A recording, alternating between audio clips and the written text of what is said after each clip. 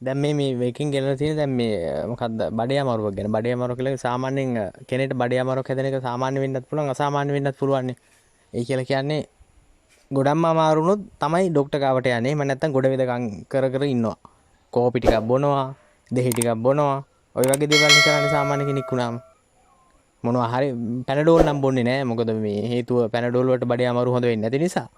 ඒ ඔය දේවල් තමයි කරන්නේ. කොහොම හරි මේ ඉතින් ඔයගේ කතාව තමයි ගෙල දෙන්නේ. ડોක්ටර් ගාවට ගිහලා කතා කරන්න ඕන නම් ඔයාට ඔයගේ වචනයක් දෙයක් හරියට මුතරම මතක හිටියේ. ඔක්කොම මතක හිටියේ නැත්නම් වචනයක් දෙයක් හරි ડોක්ටර් ගාවට ගිහලා පොඩ්ඩක් කතා කරන්න බලන්න. ඒක තමයි ගොඩක් හොඳ වටිනා දෙයක්. ඒක නිසා මේ කොහොම හරි මේ කතාවෙන් එහෙම තමයි ගලදී ප්‍රශ්න දෙකක් අහනවා මේකේ නම් ප්‍රශ්න දෙකක් අහනවා. ඒකට සූදානම් වෙලා ඉන්න. ඉතින් තාමත් ඔයා subscribe කරලා නැත්නම් subscribe button එක click කරලා subscribe කරන්න, share කරන්න, comment කරන්න, like කරන්න. අපි වීඩියෝ එකට යමු ඉතින්. හරි මම දැන් මේ කියන්නේ මොකද්ද කියලා බලන්නකො මොකද්ද කියලා කල්ලිදී අසනීප මොකක් වුණත් ලොකු දරුණු අසනීපයක් වුණොත් Tamanට ඉවස ගන්න බැරි තරම් වුණොත් ડોක්ටර් ගාවට ගියොත් ඔයා කොහොමද හැසිරෙන්නේ? ඒක ඔයා ඒක අත්විඳලා තියෙනවා නම් ඔයාට මතක් වෙයි. මම නම් එහෙම අත්විඳලා නැහැ අත්තම කිව්වොත්. මම නම් අත්විඳලා නැහැ. හැබැයි ඔයා අත්විඳලා තියෙනවා නම් එයාට ඒක හොඳට මතක් වෙයි කොයි වගේද හැසිරෙන්නේ කියලා. එහෙම ලොකුවටම කෑ ගහ ඉන්න ඔයා දැක්කම ડોක්ටර් අහනවා what's wrong with you? ඔයාට මොකද්ද තියෙන ප්‍රශ්නේ? මොකද්ද තියෙන අසනීපේ? what's wrong with you? වාත් වෙන්නේ මොකද්ද ගැටලුව? ඔයාට තියෙන ගැටලුව මොකද්ද? ඔය ගොඩක් දේවල් ඔය what's wrong with you කියන එකෙන් ගොඩක් දේවල් අර්ථකථනය කරන්න පුළුවන්. දැන් අසනීපයක් කියලා ආවම මොකද්ද ඔයාට තියෙන ප්‍රශ්නේ කියලා නේ අහන්නේ. අසනීපේ මොකද්ද කියලා අහන්නේ what's wrong with you? ඔයාට මොකක්ද තියෙන අසනීපේ? මට ලොකු බඩේ අමාරුවක් තියෙනවා. තද බල බඩේ අමාරුවක් තියෙනවා කියලා රෝගියා කියනවා. patient කියනවා. රෝගියා එහෙම නැත්නම් patient කියනවා. I have severe stomach ache කියලා කියන්නේ බඩේ අමාරුවක්. දැන් severe කියලා කියන්නේ තද ඉතා දරුණු. එහෙම මේ severe කියලා කිව්වට පස්සේ ගොඩක් මේ ડોක්ටර් වුණත් සැලකිලිමත් වෙන්න ඕනේ. හේතුව ඒක ලොකු දෙයක් නිසා. ලොකු පපුවේ අමාරු තියෙන ලොකු heart attack එකක් තියෙනවා නම් මනම් එහෙම කියලා කිව්වට පස්සේ කියන්නේ ලොකුවට මේක දැනනවා නම් ඔයාට ඉවස ගන්න බැරි තරම් නම් ඒක ලොකුවටම වෛද්‍යවරයා වුණත් සැලකිලිමත් වෙනවා. I have severe stomach ache. මට ලොකු බඩේ අමාරුවක් තියෙනවා. හරි මම මේ කියන දේ අහන්නකො. ඔයා මෙහෙම හිතට කල්පනා කරලා බලන්න. දැන් ඔයාට උණක් එහෙම හැදුනොත් වෛරස් උණ හැදුන කියන්නේ එහෙම වුණොත් ඔයාට කන්න පුළුවන්ද? ඇත්තටම කිව්වොත් වෛරස් උණක් වගේ දෙයක් එහෙම උණ වගේ දෙයක් ලෙඩ සමහර ලෙඩ රෝග තියෙනවා. ඒවා හැදුනම Tamanට දින අර කෑම රුචිය කියන එක අඩු වෙනවා. ඉතින් ඒක නිසා වෛද්‍යවරයා එහෙම නැත්නම් ડોක්ටර් අහනවා how is the appetite? appetite කියලා කියන්නේ කෑම රුචිය. how is the appetite? කෑම රුචිය කොහොමද? how is the appetite? කොහොමද කෑම රුචිය? appetite කියන්නේ කෑම රුචිය. එතකොට රෝගියා මොකද්ද කියන්නේ? no appetite at all. no appetite at all. ඒ කියන්නේ කෑම රුචිය කොහෙත්ම නැහැ. ඒ කියන්නේ මට අර අප්‍රියයි කියලා කියන්නේ. ඔයගොල්ලන්ගේ භාෂාවෙන් මගේ භාෂාවෙන් කියන්නේ ගමේ මිනිස්සු කියන්නේ අප්‍රියයි කියලා. කෑම කන්න බෑ හරි අප්‍රියයි.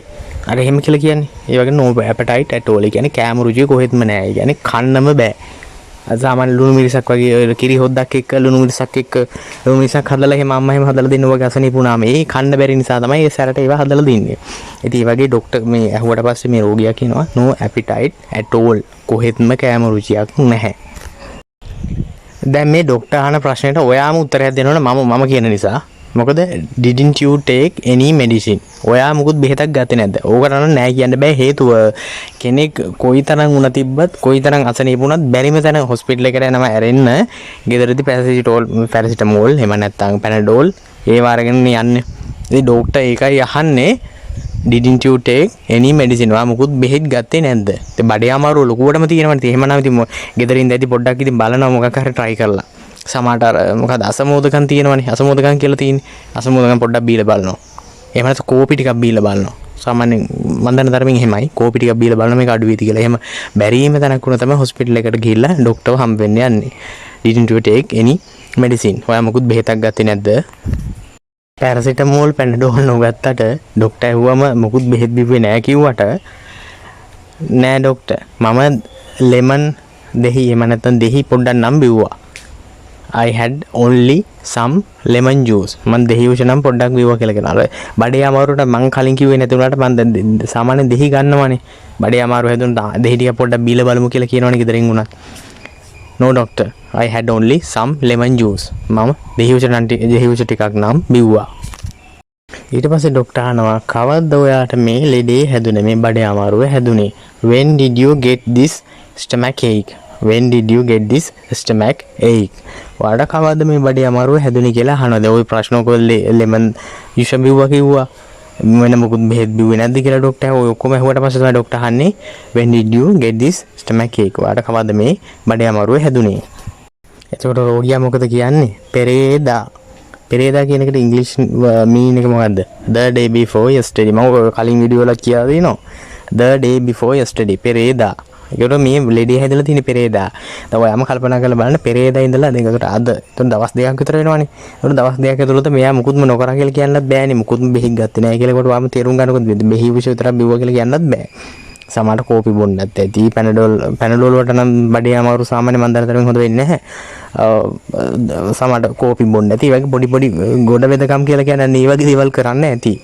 ඒවා කරාට පස්සේ තමයි බැරිම තැන තමයි ડોක්ටර් ගාවට ආවේ. මොකද ડોක්ටර්ත් ඒවා දන්න නිසා තමයි මේ විදිහට අහන්නේ. පෙරේදා the day before yesterday. වාට දැන් කියන්න ඕන නම් ඕක කවද ඊයේ කියලා yesterday කියලා කියන්න පුළුවන්. ડોක්ටර් ඊට පස්සේ කියන ඔය ඔක්කොම ඉස්සර කිව්වට පස්සේ හරි එහෙනම් අපි චෙක් කරලා බලමු. right we will check up and see. we will check up කියන්නේ පරීක්ෂා කරනවා and see එහෙනම් බලමු. right we will check up and see. අපි එහෙනම් check කරලා බලමු. okay doctor. හොඳයි දොස්තර මහත්තයෝ කියලා කියනවා මේ රෝගියා. ඉතින් මට මෙහෙම කියන්න හිතනවා දැන් මේ කතාවත් එක්ක දැන් ඔයා ડોක්ටර් කෙනෙක් ගාවට ඔයගේ දෙයකට ගියාට පස්සේ නිකමට හරි අඩුම තරමේ ওই වාක්‍ය කිව්වේ නැතත් ඔයා පාඩම් කරගන්නවනේ දැන් මම මේ කියන දේ.